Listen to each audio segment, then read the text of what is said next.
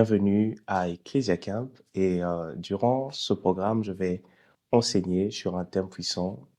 Je vais parler sur les 100 vérités sur la volonté de Dieu. Merci de vous abonner, de liker et de partager à plusieurs personnes afin que tous soient bénis par la parole de Dieu.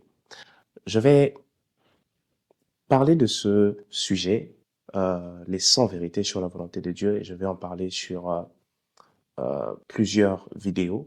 L'objectif est d'atteindre 100 vidéos, pourquoi pas par la grâce de Dieu. Mais pour cette première, je vais vraiment introduire et je crois que cela bénira plusieurs personnes. La Bible nous dit dans le livre de Romains, chapitre 12, le verset 1er jusqu'au 2e, la Bible nous dit dans Romains, je vous encourage donc, frères et sœurs, par les compassions de Dieu, à offrir votre corps comme un sacrifice vivant, saint, agréable à Dieu. Ça sera de votre part un culte raisonnable. Le verset 2, ne vous conformez pas au monde actuel, mais soyez transformés par le renouvellement de l'intelligence afin de discerner quelle est la volonté de Dieu, ce qui est bon, agréable et parfait.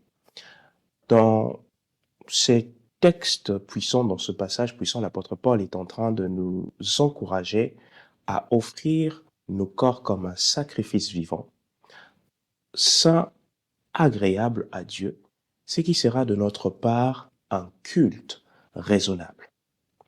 Il nous invite aussi, et c'est là que ça devient très intéressant, à ne pas nous conformer au siècle présent, pour dire au monde actuel, mais d'être transformés par le renouvellement de l'intelligence afin de discerner quelle est la volonté de Dieu, ce qui est bon, agréable et parfait. Ce qui va nous intéresser ici, c'est surtout afin de discerner quelle est la volonté de Dieu. Dans d'autres versions, on parle de discerner ce que Dieu veut, puisqu'on parle de 100 vérités sur la volonté de Dieu.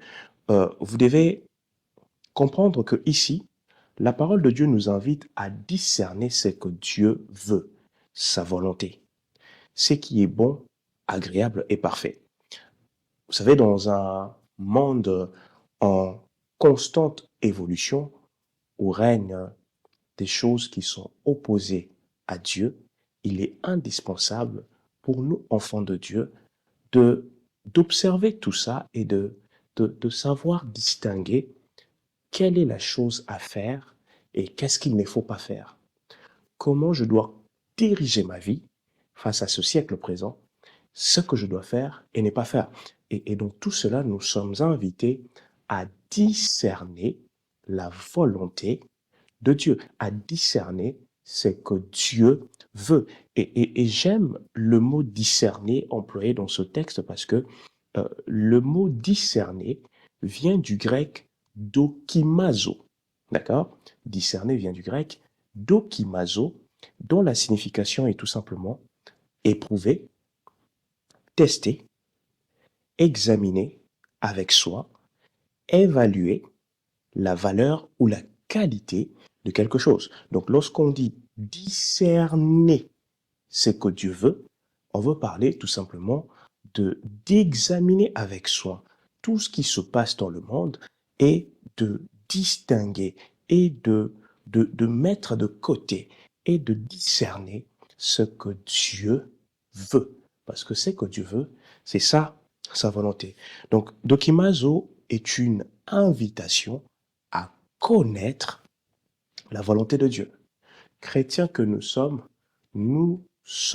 appelés. Nous devons connaître ce que Dieu attend de nous, ce que Dieu veut de nous. Tu ne peux pas être enfant de Dieu et ne pas marcher dans la volonté de Dieu.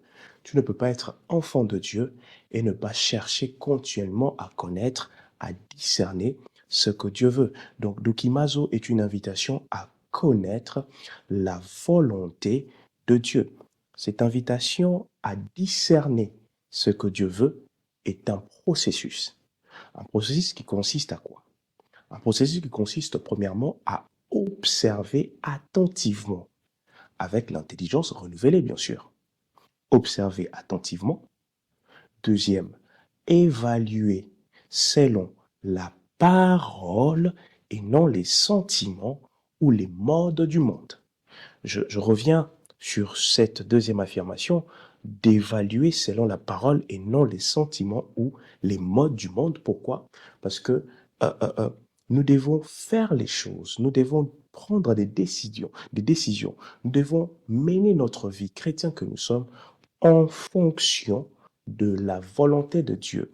Et cette volonté se définit par la parole de Dieu et non nos sentiments. Vous savez, il y a des chrétiens qui conduisent leur vie selon leurs émotions, leurs sentiments. Il y a des gens qui prennent même des décisions en fonction de leurs émotions, en fonction de leurs sentiments. Il y a des gens qui conduisent leur vie en fonction des tendances du monde. Quand les gens vont à gauche parce que ce qui est à gauche est à la mode, ils partent aussi à gauche. Quand les gens vont à droite parce que ce qui est à droite est à la mode, ils partent aussi à droite. Quand les gens reculent parce que c'est reculer qui est à la mode, ils reculent. Quand les gens avancent parce que avancer est à la mode, ils avancent. Ce n'est pas comme ça que nous, chrétiens, nous sommes appelés à marcher. Quand les gens vont à gauche de manière émotionnelle ou parce que c'est la tendance, nous devons connaître la volonté de Dieu. Est-ce que la volonté de Dieu est d'aller à gauche comme tout le monde ou d'aller à droite? Si la volonté de Dieu me dit d'aller à droite, je vais à droite. Les autres vont à gauche, mais moi je vais à droite. Si la volonté de Dieu me dit d'avancer, j'avance. Si la volonté de Dieu me dit de reculer, je recule. Pourquoi? Parce que je mène ma vie pas en fonction de mes émotions, ni en fonction de mes sentiments, et surtout pas en suivant les modes et les tendances du présent siècle. Amen.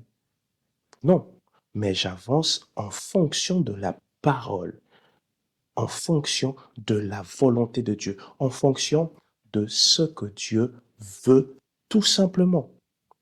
De ce que Dieu veut tout simplement.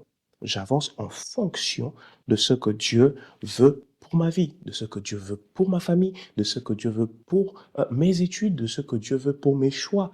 Et ainsi, quelqu'un qui marche selon la volonté de Dieu, même lorsqu'il doit prendre des décisions, vous savez, on peut être envahi par des doutes, on peut être envahi par des problèmes et on est tellement submergé par tout ce qui se passe autour de nous, dans le monde, dans le pays où tu vis, tu peux avoir tous ces problèmes. Mais celui qui marche selon la volonté de Dieu engage la volonté de Dieu même dans ses décisions. Même dans ses décisions. Dans ses décisions, il engage la volonté de Dieu. Avant de faire un choix, il engage la volonté de Dieu. Et ainsi, la troisième affirmation, c'est que dans ce processus, n'est-ce pas, de discerner la volonté de Dieu, nous observons, nous évaluons, mais surtout nous faisons quoi? Approuvons. Approuver ce qui correspond à Dieu et rejeter ce qui ne l'est pas.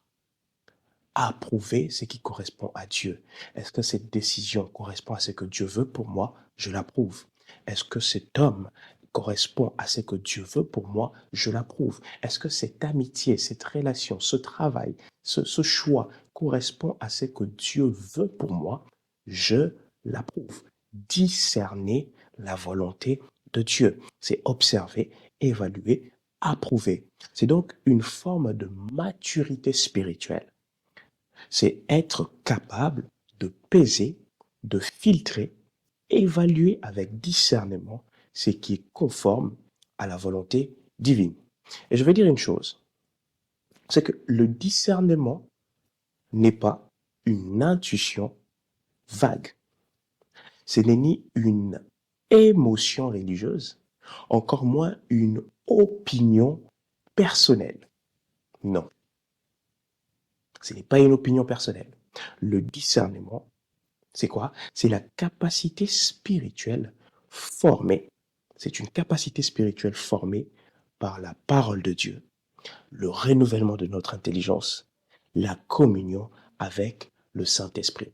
Par la parole de Dieu, le renouvellement de notre intelligence, la communion avec le Saint-Esprit. Voilà pourquoi pour être en mesure de discerner la la volonté de Dieu, nous devons être ces hommes et ces femmes, ces enfants de Dieu, ces chrétiens qui sont attachés à la méditation de la parole de Dieu, qui ont une vie de prière, qui favorise cette vie de prière, qui favorise la communion avec Dieu, la communion avec le Saint-Esprit. C'est ce qui nous rendra en tout cas capables de reconnaître la volonté de Dieu, même dans des situations complexes. Ma prière pour vous est que vous puissiez discerner ce que Dieu veut, sa volonté. Que Dieu vous bénisse. Shalom.